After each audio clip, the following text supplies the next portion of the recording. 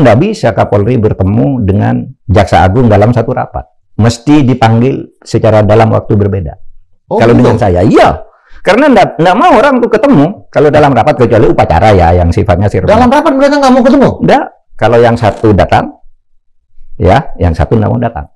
Memang banyak hal-hal yang tidak jalan di Kejaksaan Agung, sulit lewat Polri. Ya kan? Anda tahu kasus Pak Herlaut? Ya. Ya kan? Jaksa Agung mengatakan bahwa Pak Herlaut kasus korupsi. Polisi mengajukan ke Kejaksaan Agung itu adalah kasus pemalsuan dokumen. Ya, kasus pidana ringan kan. Kejaksaan Agung bilang ini bukan pemalsuan dokumen, ini korupsi. Dikembalikan lagi. Polisi mengembalikan lagi tetap pemalsuan dokumen sampai masanya habis, sekarang hilang kasusnya.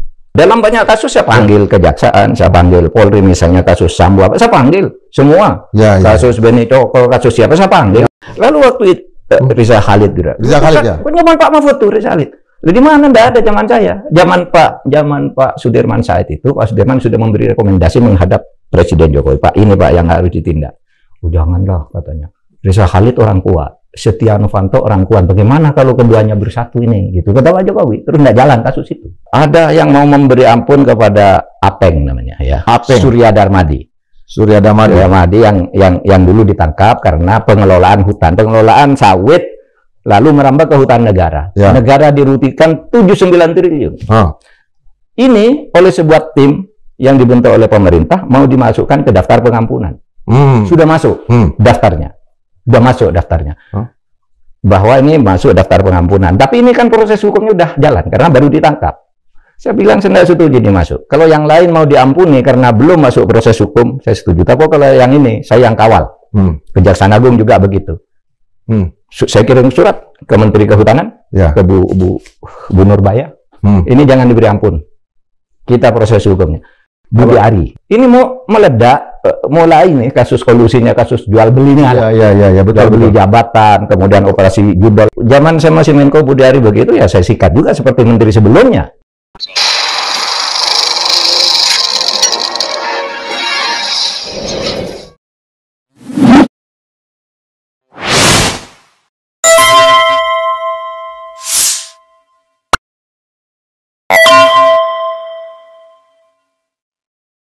Hari ini kita juga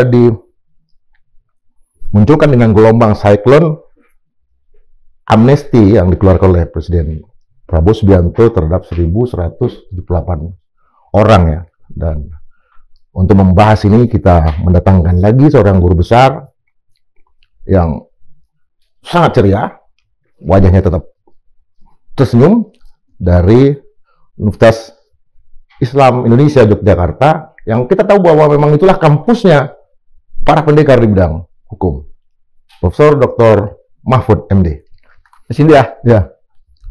Prof, pertanyaan pertama nih. Ya. Banyak netizen mempertanyakan. Saya juga mau bertanya sebetulnya, tapi khawatir Prof marah. Enggak. Tanya apa saja Silvester. Itu kan di era Pak Mahfud menjadi Menko Polhukam. Apakah tidak terpantau bahwa keputusan itu sudah ingkrah? Ya, saya terima kasih kepada yang menanyakan itu. Jadi begini, banyak hal tersembunyi. Taruhlah kasus Riza Khalid itu misalnya. Oh iya. Misalnya kan itu kan sudah ada sejak zaman dulu. Zaman saya juga ada, tapi kita tidak tahu. Nah, saya tanya, kenapa dia tersembunyi seperti Riza Khalid? Kok baru ditangkap sekarang? Karena dulu menurut Sudirman Said oleh Pak Jokowi tidak boleh. Itu dalam podcast dengan saya, Sudirman Said mengatakan, Pak, ini Pak yang harus dibawa ke ranah hukum. Ada Riza Khalid, Setia Novanto, ini sama Pak Jokowi tidak dilanjutin. Jadi pada zaman saya tidak muncul. Ketika orang bertanya, itu Riza Khalid tuh kok baru ditangkap, baru ditersangkakan? Kan Pak Mahfud Menko Polhukam sebelumnya. Ya nggak tahu, wong itu sudah ditutup kan. Baru oleh Pak Prabowo dibuka. Baru kita kaget semua. Iya kan? Silvester ini? Hah? Silvester Silvester ini saya cerita. Silvester ini saya nggak tahu dia siapa. Saya baru tahu Silvester ini ketika dia mau mukul Rocky Gerung di atas panggung. Ingat? Oh iya betul. Ya kan? Mulai kamu siapa? Kamu sampah gitu. Ya. Terus kita, itu siapa ya? Ngakunya kan bilangnya saya ini sarjana hukum apa gitu kan. Tapi caranya tidak seperti orang hukum. Sehingga saya tanya, ini sarjana hukum dari mana ya gitu. Tanya kemana-mana saya tidak tahu, ada yang bergurau itu dari universitas tertutup Pak katanya. Loh kok tertutup gitu? Ya karena universitasnya ditutup gitu. Itu guyonan. Ya. Tapi sebetul-betul nggak tahu nih Sylvester ini siapa. Dan saya tidak peduli, nggak pernah berkomentar apapun. Yang kedua, saya baru tahu bahwa dia itu terpidana ketika di acara talk show di sebuah televisi. Dia saling tuding dengan Roy Suryo.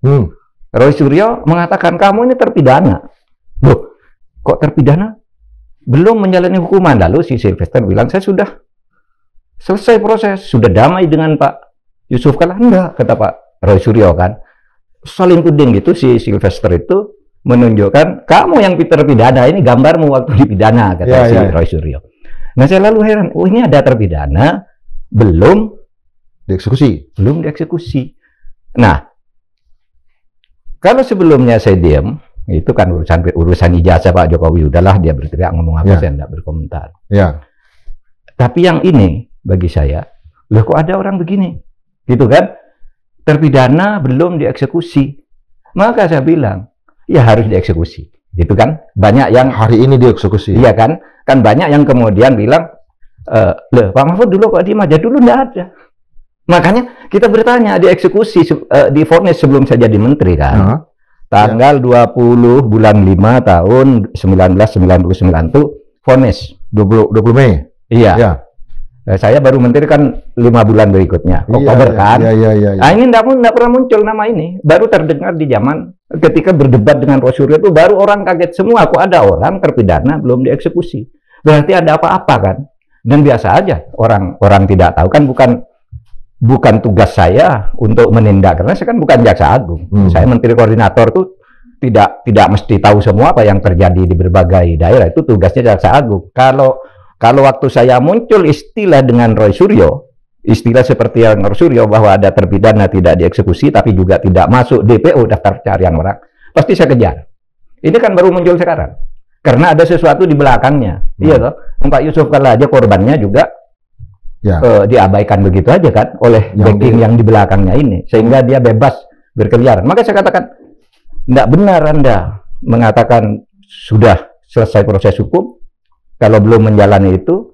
Tidak boleh juga Yusuf Kalla berdamai dengan Anda tentang hukuman. Kalau berdamai sesama manusia boleh, tapi kalau hukuman pidana yang sudah inkrah itu wajib dijalankan. Dan anehnya saya bilang, Kejaksaan Agung itu kan punya tim tabur ya. Tim tabur itu tim tangkap buronan. Loh, itu di tahun 2025 ini saja, mulai bulan Februari itu sudah ada 5 buronan yang berada di berbagai pulau, di Lampung, di Sumatera, di Jayapura.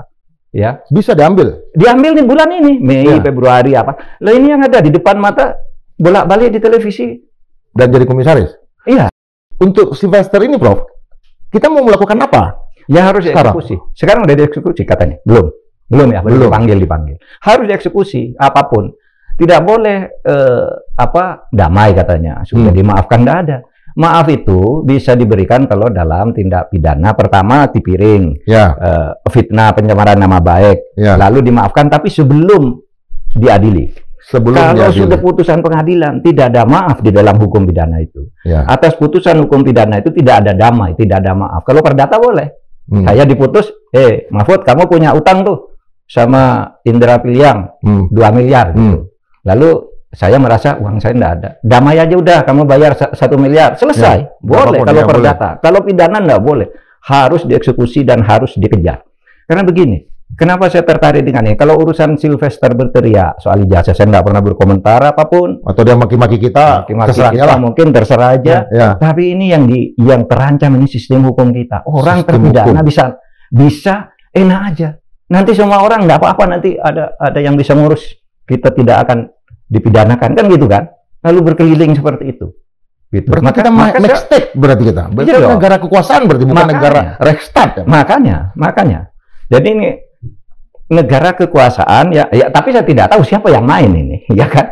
Bisa saja. Masa Prof nggak tahu? Bukan karena negara kosan, bisa saja kan bisa suap menyuap di tingkat bawah kan, bisa saja. Iya kan? Udahlah main di tingkat eselon 2, eselon apa yang atasnya nggak tahu. Nanti gitu kalau kan diungkap apa kalau nanti Sylvester bersuara lagi. Siapa yang dia suap? Iya, bisa saja. Iya. Bisa saja gitu. Tapi apapun, ini masalah sistem hukum kita, sistem kenegaraan kita. Kalau sekarang orang di penjara itu, Mas, bisa main kong kali kong di dalam penjara, ya. Itu masih mending lah kalau malam minggu pergi nggak ada yang tahu, tapi setiap ada inspeksi ada orangnya gitu. Meskipun dia dipulangkan. Itu sudah salah besar. Nah, ini lebih besar lagi. Ini mau dihukum tidak masuk. Itu kan hukum kita yang rusak. Nanti orang semuanya beli itu. Saya nggak mau masuk. Kamu minta bayar berapa? Atau saya nggak mau masuk tuh, ada bos saya di atas. Dibisikin oleh bosnya. Nggak usah lah, nggak usah diurus gitu kan. Lepas. Itu bahaya bagi sistem hukum kita. Waktu saya, kalau kasus ini muncul diketahui waktu saya ada, pasti saya kejar. Karena itu menyangkut tugas koordinasi penegakan hukum. Iya kan? Kantor Menko Polhukam ya tugasnya. Tapi kalau tersembunyi gitu dari mana kita tahu? Prof akan memanggil kejaksaan, Polhukam, segala macam ya. Dalam banyak kasus saya panggil kejaksaan, saya panggil Polri, misalnya kasus Sambo apa, saya panggil semua. Kasus Beni Cokro, kasus siapa saya panggil. Lalu waktu itu Riza Khalid juga. Riza Khalid ya. Zaman Pak Mahfud tuh Riza Khalid. Di mana ndak ada zaman saya. Zaman Pak Sudirman Said itu, Pak Sudirman sudah memberi rekomendasi menghadap Presiden Jokowi. Pak, ini Pak yang harus ditindak. Oh, janganlah katanya. Riza Khalid orang kuat. Setia Novanto orang kuat. Bagaimana kalau keduanya bersatu ini? Gitu kata Pak Jokowi. Terus nggak jalan kasus itu. Yang kena tindak justru Sudirman Said. Kayak si Judol Ari, Budi Ari kan? Ya. Ada orang saya teriak-teriak tuh. Budi Ari ada di era Prof ya? Ya Budi Ari itu. Ya. Kenapa Pak Mahfud waktu itu kan Menko Polhukam, kok Budi Ari lolos? Budi Ari itu terlibat kasus sesudah saya tidak Menko Polhukam. Kan kasusnya Maret 2024. Saya bulan Februari udah nggak berkantor di situ. Sebelum itu saya ada kasus. Saya bantu karena Prof maju ya. Iya. Untuk kontestasi ya. Iya. Betul. Mundur. Ini saya mundur Februari, bulan Maret. Ini mau meledak, mulai nih kasus kolusinya, kasus jual belinya. Iya. Jual beli jabatan, kemudian operasi Judol lagi itu. Penangkapan oleh polisi. Iya. Jadi nggak bisa dong. Kalau saya tahu, zaman saya masih Menko Budi Ari begitu, ya saya sikat juga seperti menteri sebelumnya. Menteri sebelumnya kan Menko sikat juga. Menteri Pertanian, siapa? Sikat. Iya, Menko. Iya, betul. Jadi pelatih kan? Dan saya Menkonya. Saya Menkonya. Saya dorong. Menteri KKP. Menteri KKP. Menteri Pertanian juga zaman saya. Ketika dia lari kan, saya ini cari Interpol. Yasin Limpo. Kalau Menteri KKP? Bukan daerah Prof ya? Saya juga yang sebelumnya. Gerindra. Edi. Iya. Edi Prabowo. Edi Prabowo, kelahiran 72. Zaman saya juga. Zaman Prof juga. Zaman juga si Juliari Batubara. Betul. Zaman saya juga. Jadi kalau ada urusannya bahwa mereka ini satu meja dalam rapat kabinet. Nggak ada. Tiap minggu dengan Prof. Nggak ada urusannya. Nggak ada urusannya. Karena Prof ditugaskan oleh Presiden untuk mengawasi mereka juga. Bahkan ada yang mau memberi ampun kepada Apeng namanya ya. Surya Darmadi yang dulu ditangkap karena pengelolaan sawit lalu merambah ke hutan negara. Negara dirutikan 79 triliun. Ini oleh sebuah tim yang dibentuk oleh pemerintah mau dimasukkan ke daftar pengampunan. Sudah masuk daftarnya. Bahwa ini masuk daftar pengampunan. Tapi ini kan proses hukumnya udah jalan karena baru ditangkap. Saya bilang saya tidak setuju ini masuk. Kalau yang lain mau diampuni karena belum masuk proses hukum, saya setuju. Tapi kalau yang ini, saya yang kawal. Kejaksaan Agung juga begitu. Saya kirim surat ke Menteri Kehutanan, ke Bu Nurbaya. Ini jangan diberi ampun. Kita proses hukumnya. Berapa? Divonis itu harus mengembalikan 42 triliun. Padahal dia itu kalau diampuni hanya membayar tidak sampai 400 miliar dari kerugian negara yang itu. 42 triliun divonis pengadilan negeri, vonis pengadilan tinggi, tapi di Mahkamah Agung dihukum 15 tahun, kembali 2,3 triliun. 1000 kali lipat ya? Ya. 400 miliar ya? Iya, sekarang orangnya masih di penjara. Waktu itu kalau zaman saya, kalau kasus itu sudah muncul, saya turun. Tapi kalau lancar-lancar saja, tidak ada muncul sebagai masalah, dari mana saya tahu? Termasuk yang kasus Sylvester ini, wah kalau zaman saya ketahuan bahwa ada yang belum dieksekusi, saya undang tim tabur itu. Iya dong. Tapi ini kan kita baru tahu sesudah Roy Suryo menunjukkan keputusan itu, saya ngecek lalu. ke Kejaksaan Agung? Belum dah. Saya dikirimi vonisnya. Waduh, ini tanggal 20 nih, 20 Mei saya sebelum jadi menteri. Apa karena masalah Sylvester ini sampai Teng Anoa itu berkeliaran sekarang di Kejaksaan Agung, Prof? Kita pindah topik nih, Prof. Wow. Yang ngawal sekarang ngawal rumah Jampitsus. Ya, termasuk ini. Apa yang terjadi? Prof kan pernah mengatakan bahwa Prof akan melihat masalah kepolisian, kejaksaan, KPK. Ini kan Prof awasi betul. Apa yang terjadi ini, Prof? Kalau yang sekarang saya tidak tahu ya. Saya ikut saja analisis-analisis yang muncul di tengah-tengah masyarakat, dan berdasar pengalaman saya sendiri memang sejak zaman saya itu terjadi ketidakharmonisan antara Kejaksaan Agung dan kepolisian. Saya pernah katakan dulu dengan Trunojoyo ya. Ya. Jadi kalau ngundang rapat itu tidak bisa Kapolri bertemu dengan Jaksa Agung dalam satu rapat. Mesti dipanggil secara dalam waktu berbeda. Kalau dengan saya, iya.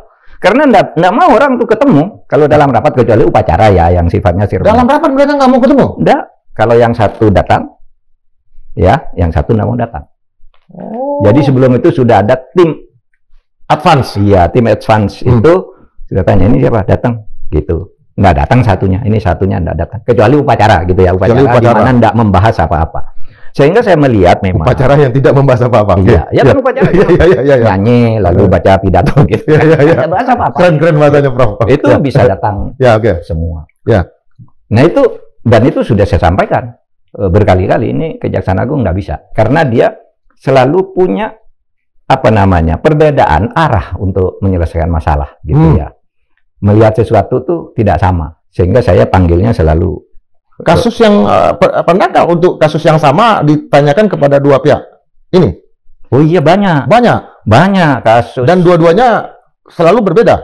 Iya. Lebih sering berbeda atau apa? Kalau dalam urusan sehari-hari, kalau masalah tidak besar, keberbedaan itu mungkin tampak di lapangan, tidak harus sampai ke Menko. Oke. Karena banyak misalnya perkara yang tidak sampai karena tertahan di. Yang tadi kayak Sylvester tadi ya. Dan seterusnya. Macam-macam. Nah. Ya, tapi misalnya dalam kasus Sambo. Sambo. Ya, kasus Sambo kan beda. Beda ya. Beda. Betul. Jadi kejaksaan mau nuntut sekian, ini sekian gitu. Tawar-menawar di belakang tuh kan saya mesti dapat laporan. Ya. Tawar-menawar, tolonglah si Sambo itu jangan dihukum dengan huruf, hukum dengan angka saja. Tahu artinya? Kalau dengan huruf itu hukuman mati atau hukuman seumur hidup. Ya. Kalau dengan angka 20 tahun ke bawah. Kalau 20 tahun ke bawah tuh bisa didapat remisi sampai nanti sisanya sedikit. Kalau huruf berarti Kalau huruf enggak ada remisi. Kalau huruf berarti mati, kalau angka berarti hidup. Bisa. Enggak, iya. Huruf berarti dia seumur hidup. Tidak akan kurang. Ya. Iya kan? Seperti itu kan terjadi tawar-menawar di belakang. Dan saya dapat informasi itu.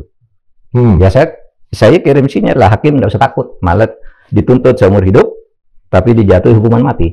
Sambo itu di tingkat pengadilan negeri, pengadilan tinggi, tapi oleh Mahkamah Agung diturunkan menjadi seumur hidup. Tidak apa-apa. Itu kan tetap huruf juga. Berarti ada kasus-kasus besar sekarang yang mungkin coba dikejar sama kejaksaan atau apa, lalu ingin dicegah oleh pihak kepolisian sehingga tentara ikut. Apa yang ya saya tidak tahu kalau sekarang ya.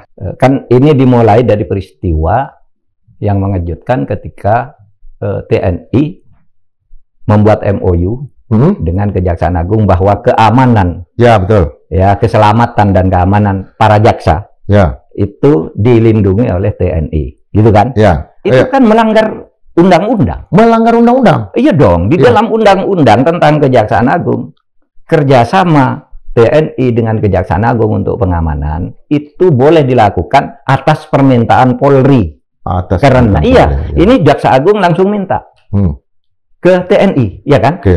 Kalau Polri merasa masih sanggup menjaga Kejaksaan Agung, berarti harus Polri yang menjaga.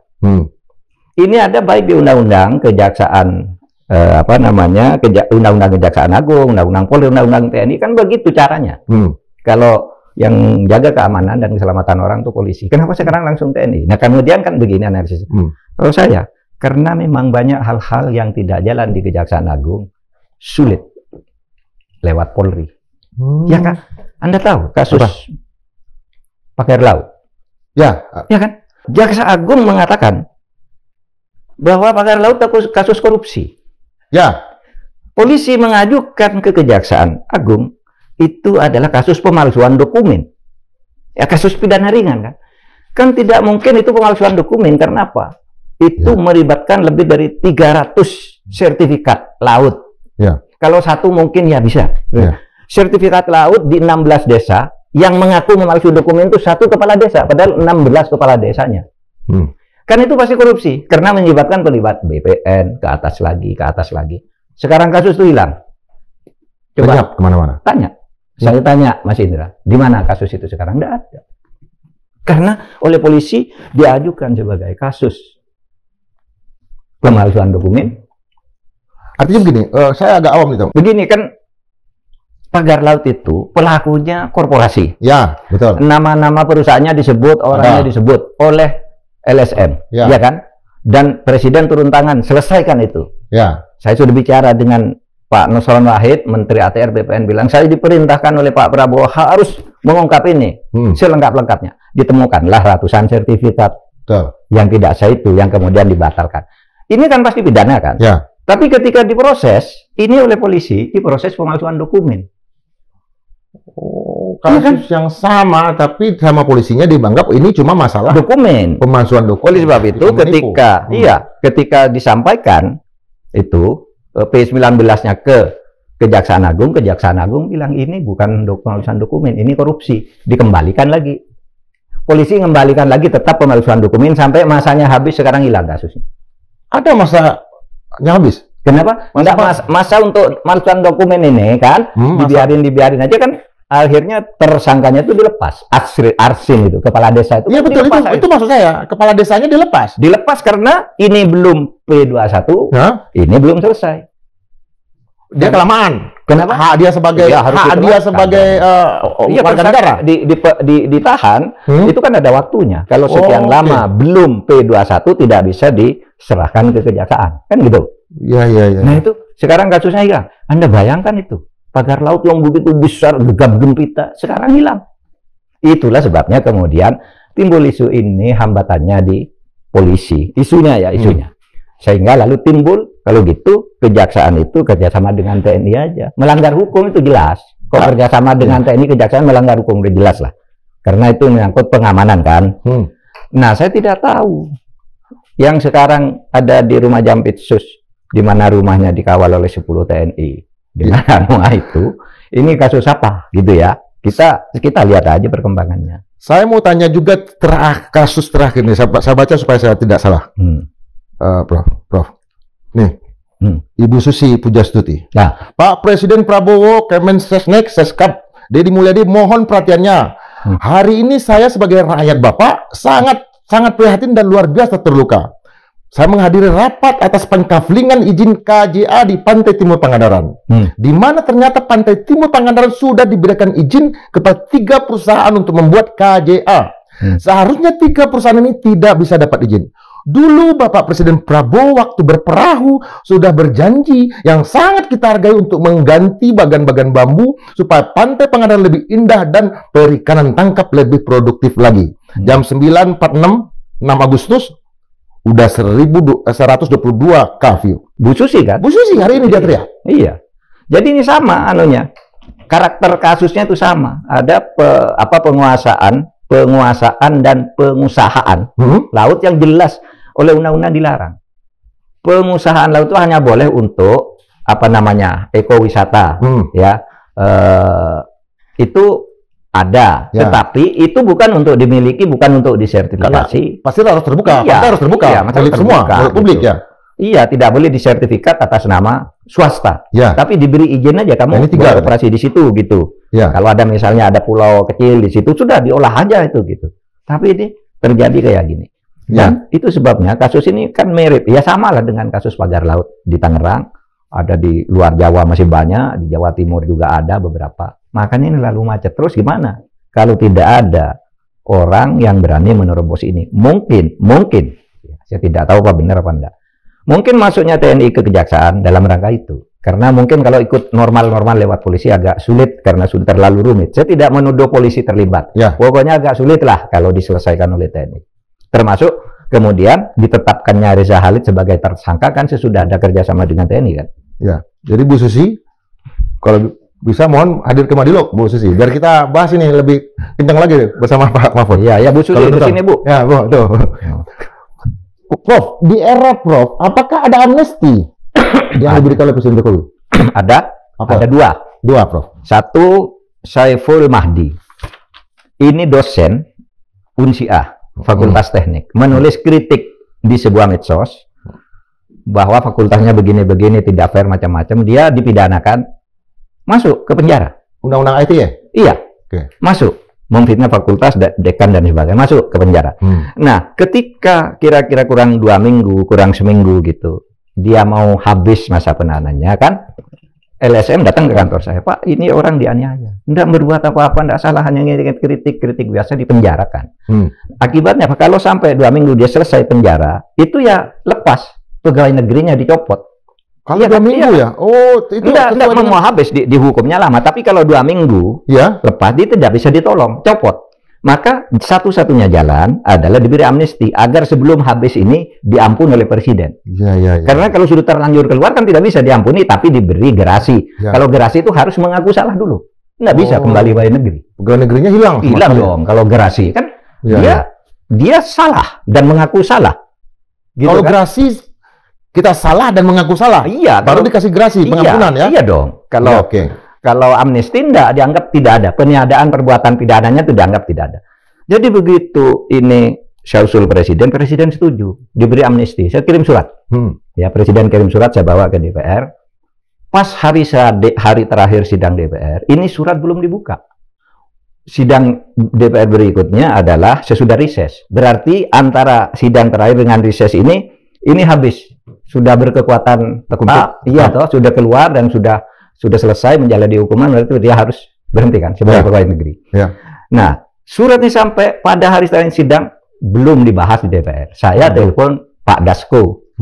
Pak Dasko itu ada surat presiden. Kalau tidak diputuskan hari ini oleh DPR, korbannya Pak Saiful Mahdi yang tidak punya salah secara hukum, saya bilang. Ya salah-salah dikit lah. Terus apa?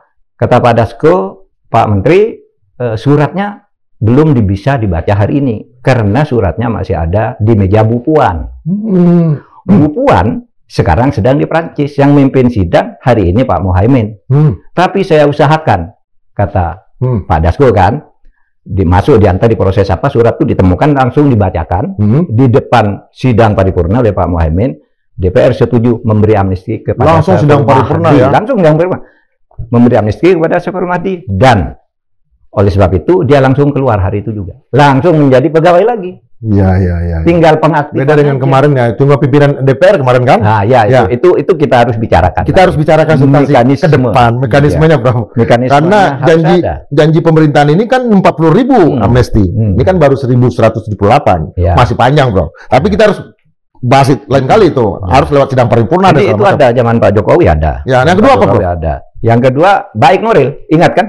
Yang di NTB itu, yang di NTB itu Baik Nuril itu kan menulis. Oh iya, Baik Nuril, ya. Namanya karena namanya asik itu. Iya. Baik Nuril. Orangnya baik apa? Seorang perempuan, ada pelecehan seksual kecil, dia nulis kan di medsosnya itu. Terus juga nulis kirim email ke temannya, terekam kan. Ya, dia yang dilecehkan, dia mau dipenjarakan. Ya, dia yang dipenjarakan. Padahal dia yang dilecehkan. Iya, sudah masuk proses hukum. Pak Jokowi mengeluarkan amnesti. Jadi amnesti itu banyak, gitu. Yang saya tahu, saya masih cari ya. Yang saya tahu baru abolisi yang baru Tom Lembong. Saya tidak tahu sebelum ini apa pernah ada abolisi ya, yang secara definitif. Biasanya disebut diberi amnesti abolisi gitu. Yang secara definitif diberi amnesti itu saya cari kemana-mana baru Tom Lembong. Kalau gerasi, Bro? Gerasi? Oh, kalau gerasi banyak. Kalau banyak? Gerasi ratusan, zaman saya aja banyak.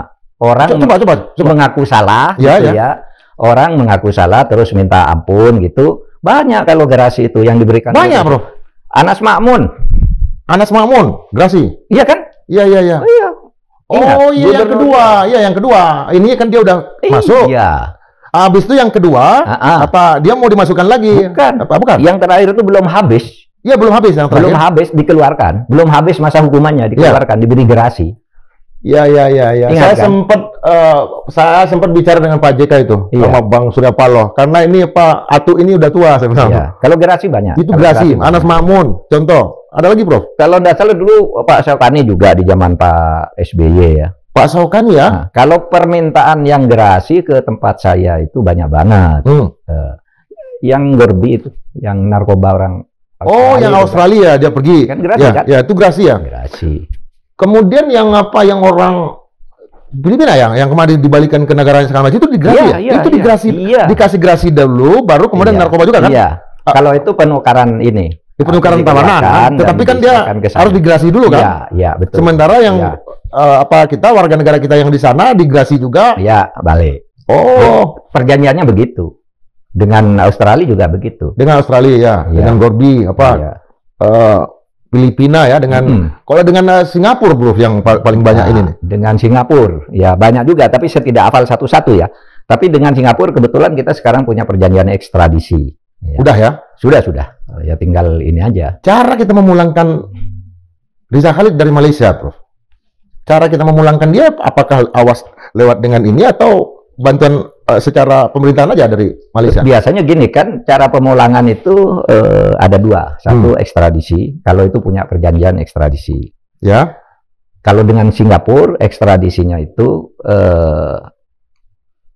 Singapura tidak, kalau orang sudah warga negara Indonesia melakukan kejahatan di Indonesia lalu lari ke Singapura dan menjadi warga negara Singapura, itu Singapura wajib melindungi, tidak bisa mengekstradisi kecuali dalam tindak pidana korupsi, terorisme, dan pencucian uang. Ada 4 lah gitu. Jadi kalau dia kan kabarnya dia juga warga negara Singapura, si Riza Khalid ini. Malaysia? Kabarnya, tapi di Singapura juga itu di Malaysia. Nah, kalau dengan Malaysia lebih mudah saya kira. Lebih mudah ya? Iya, antar pemerintah saja. Tapi ini kan belum ada yang tahu Riza Khalid itu ada di mana. Kan ada beberapa negara yang yang punya dewi kewarganegaraan seperti Israel kan? Beberapa negara. Ada beberapa negara ya, Bro? Banyak, iya. Ada beberapa negara kan? Kalau kita kan satu.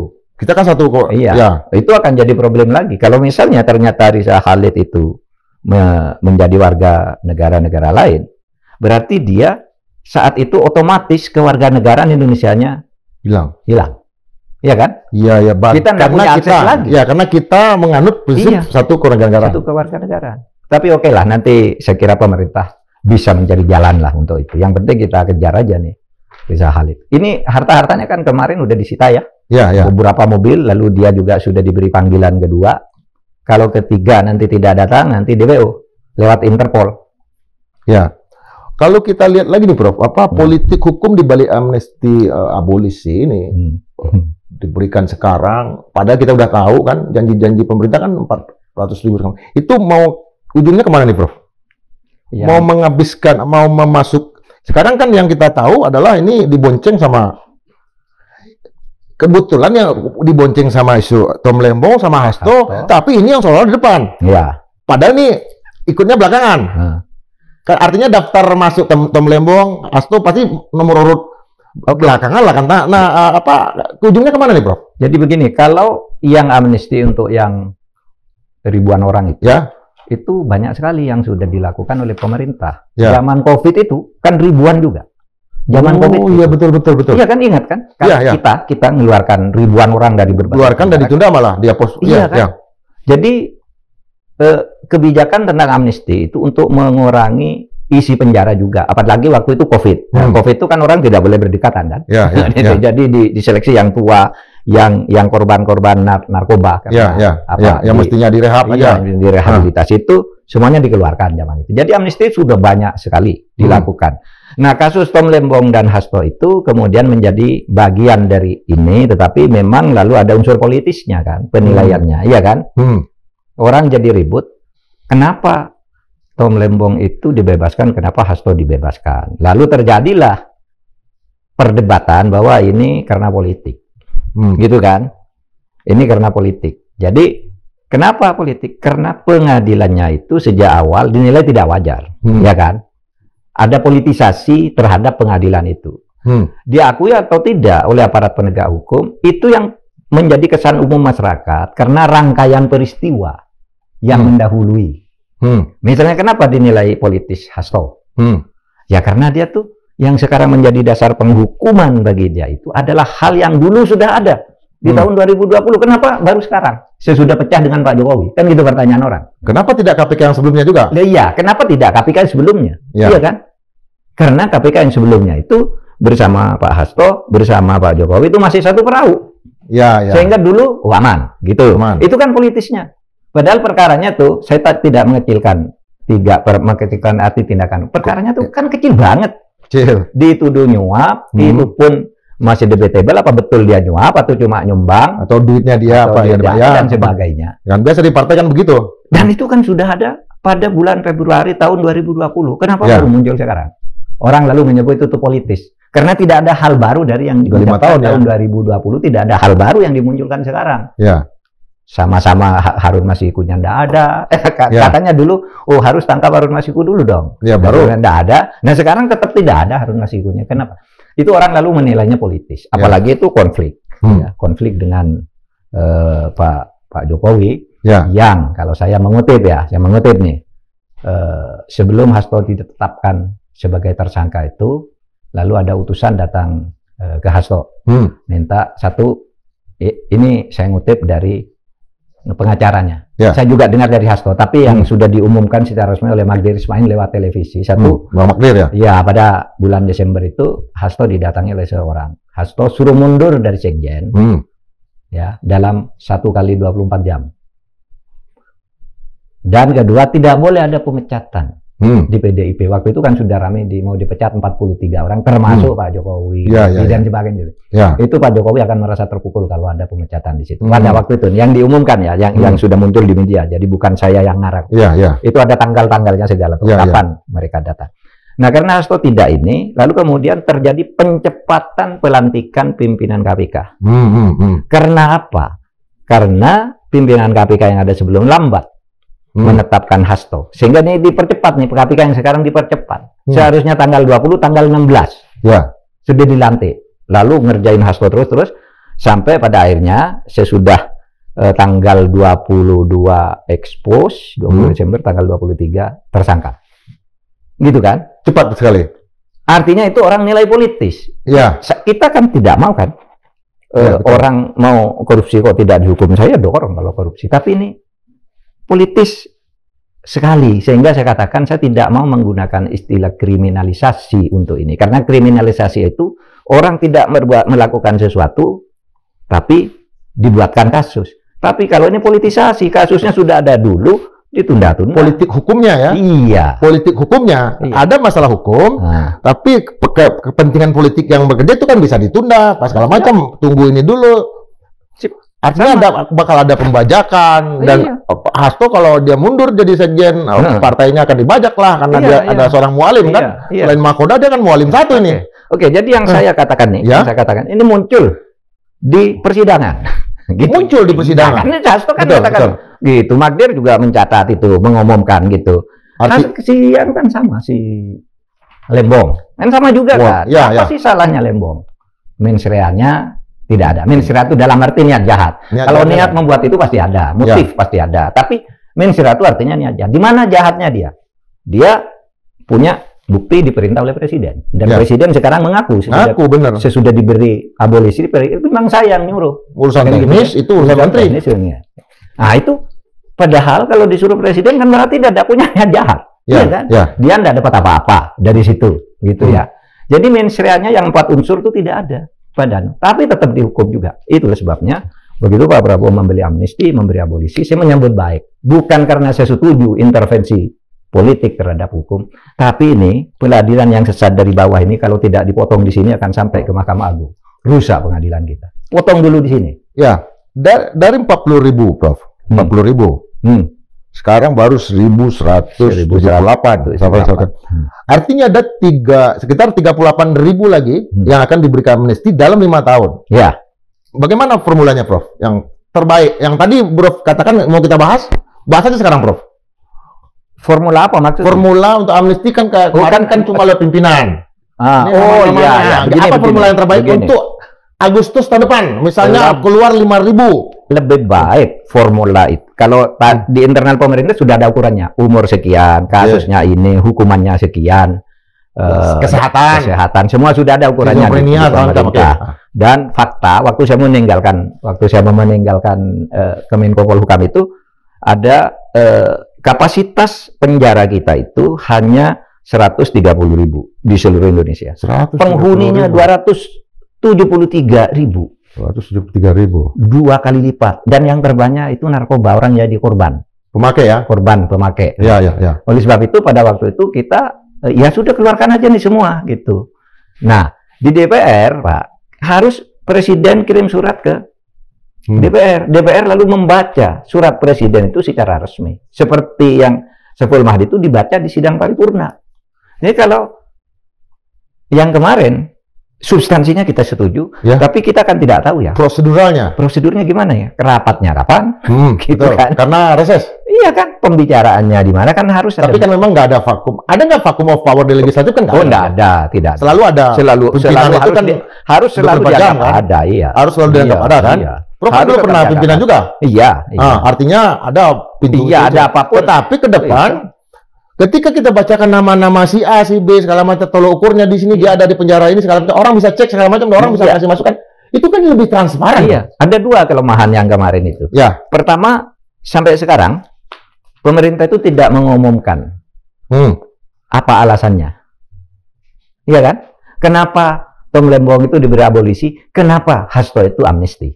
Oh. Apa alasannya coba? 5W 1 hal apa alasannya mengapa ya? Apa? Iya, kalau politik apa? Iya. Iya. Kan kalau abolisi kepentingan negara apa yang ada di Tom Lembong? Harus ada. Saya bilang orang tanya ya tunggu dulu kepresnya kayak apa. Di kepresnya enggak ada juga. Hanya menurut pasal 14 ini.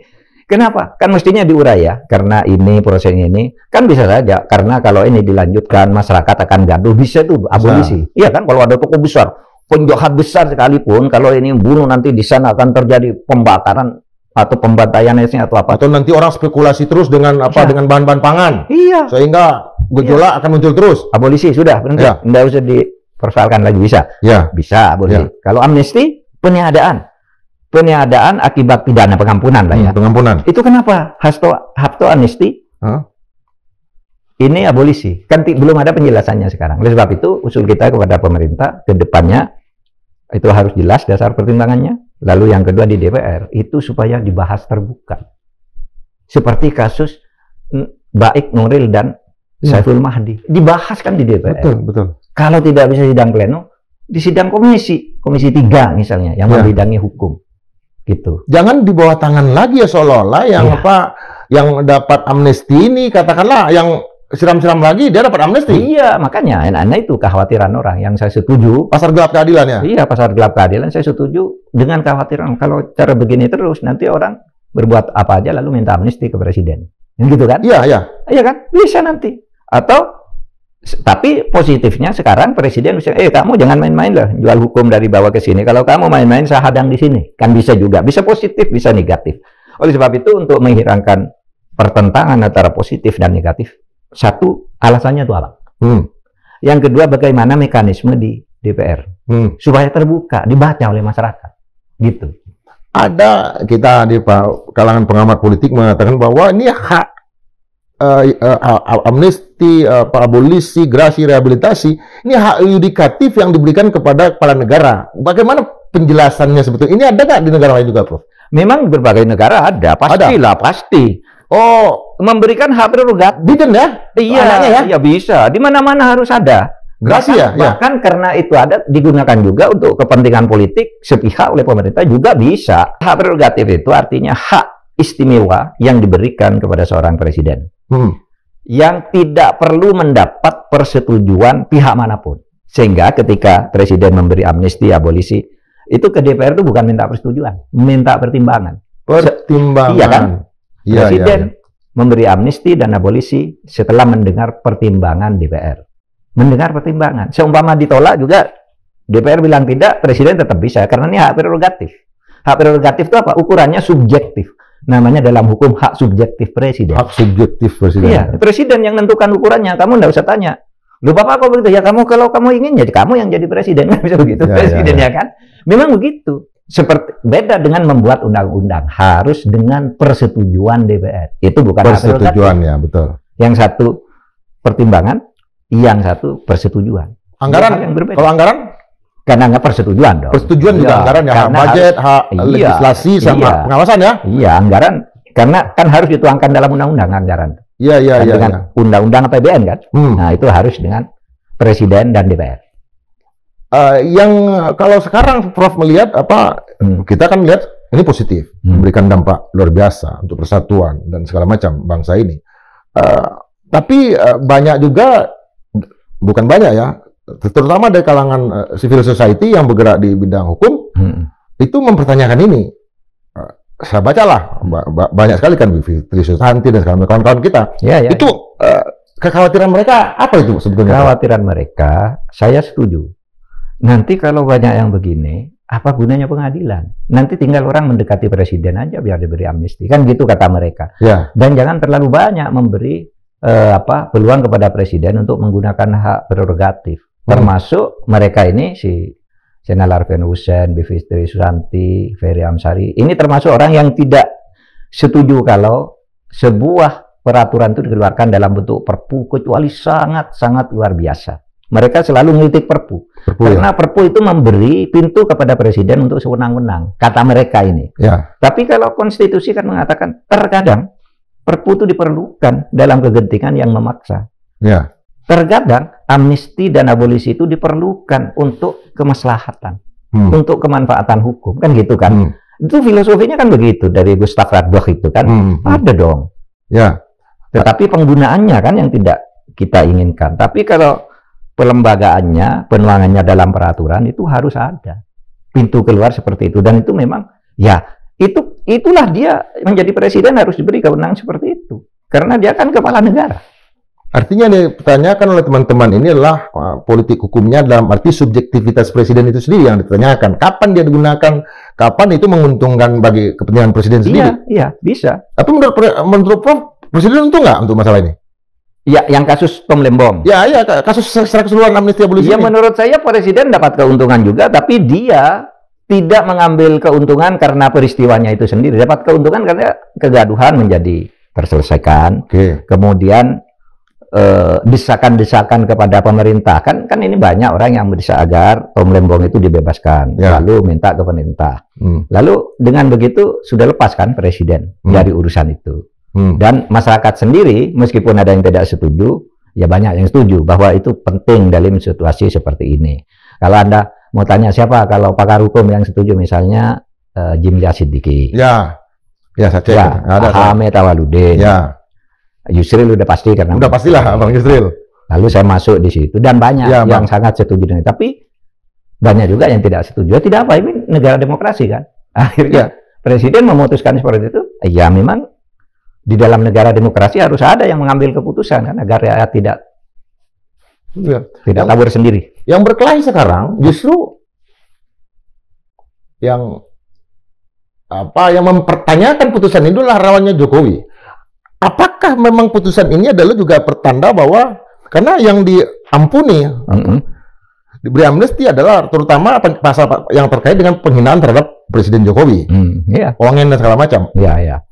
Artinya memberikan keuntungan, tapi tidak ke pribadinya Pak Prabowo, tetapi juga membuat mendegradasi Pak Jokowi. Menurut Prof gimana? Iya, memang gitu. Memang menarik itu hasil analisisnya Ian ya. Di sini di Madilo ini, Mas Reza Indragiri. Jadi sekarang situasi ini gitu, yang bermusuhan itu atau oposisi itu dilakukan oleh orang yang beroposisi bukan terhadap Pak Prabowo tapi terhadap presiden sebelumnya. Ya jelas dapat keuntungan politik ini Prabowo. Tapi dia tidak sengaja menurut saya mencari keuntungan politik. Dapat sendiri keuntungan politik dari situ. Dapat sendiri, Prof? Iyalah. Kan ini yang dipersoalkan selama ini kan taruhlah orang secara politik menyebut ini orangnya Pak Jokowi ini yang lawannya Pak Jokowi ini. Dua-duanya. Sehingga ini yang membela juga lawannya Pak Jokowi. Oleh sebab itu semuanya berterima kasih kepada Pak Prabowo tapi tetap hujatan tetap ke sini. Meskipun kemudian Pak Jokowi menyatakan mendukung ya pastilah masa tidak mendukung kepres tentang abolisi, kan tidak bisa tidak mendukung.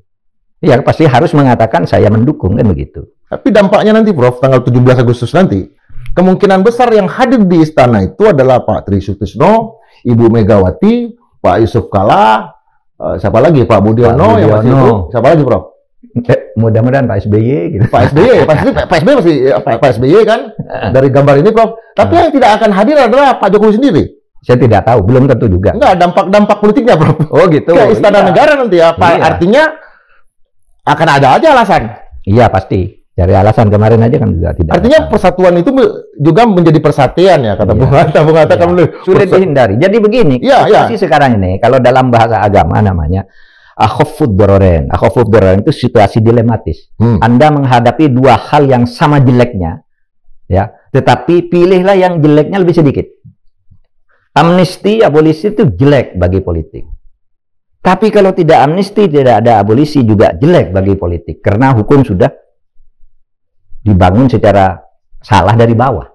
Nah sekarang tugas presiden milih satu. Apakah Anda mau milih membiarkan ini atau memotong? Memotong juga salah karena terlalu banyak masuk ke soal hukum. Tidak memotong juga ini bisa kebablasan nih, kesalahan hukum ini. Nah tugas presiden itu memilih salah satu di antara dua masalah yang dilematis itu. Dan dua-duanya apapun jelek. Kalau ketika yang kita bayangkan nih, ketika tiba-tiba terjadi amnesti 1177, tidak ada nama Hasto dan tidak ada abolisi, itu juga jadi bahan pertanyaan berarti. Iya, kalau amnesti ke Pak Prabowo juga ya, dan tanpa Hasto dan tanpa amnesti, tanpa Hasto dan tanpa abolisi itu tidak akan jadi masalah karena ada masalah politiknya. Itu masalah kemanusiaan aja. Selama ini amnesti udah banyak. Iya tuh. Kalau saya nyebut zaman saya aja, zaman Covid tuh ribuan. Nggak ada yang mempermasalahkan, udah kelar aja sebenarnya. Karena ini ada masalah politik, masalah kemanusiaan. Nah sekarang ini ada unsur politisnya. Tidak bisa dihindari, presiden harus mengambil keputusan kan gitu. Yang penting presiden punya pertimbangan subjektif dan dibolehkan punya pertimbangan subjektif itu oleh konstitusi. Namanya hak prerogatif itu adalah ya subjektif itu, hak subjektif. Oke, Bro. Gitu? Terima kasih, Prof. Makasih, ya. Mas Indra. Ya. Sobat Manilog, ini satu dialog yang agak cepat antara saya dengan Prof karena memang situasinya di Manilog lagi kenceng. Kencengnya apa? Banyak sekali antrian. Banyak sekali antrian. Prof, luar biasa hari ini. Mudah-mudahan ke depan tetap hadir lagi di sini. Siap. Jangan sampai lewat 10 hari. Kita akan tunggu Prof Mahfud MD lagi. Sampai jumpa dalam edisi berikutnya dan tetap berpikir merdeka 100%. Terima kasih.